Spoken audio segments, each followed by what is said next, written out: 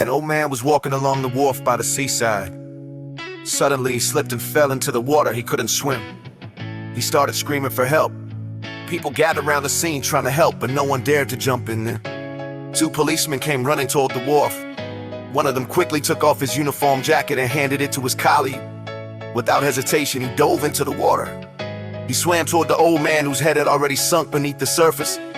The officer grabbed him and pulled him up, swimming back toward the wharf with all his strength. When they reached the edge, people helped pull both the policeman and the old man out of the water.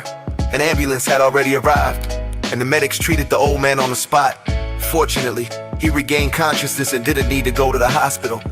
Tears filled the old man's eyes. He could barely speak, but he managed to say, "Thank you, officer, for saving my life. God bless you." The policeman smiled and replied, "Don't worry, sir. It's part of my job."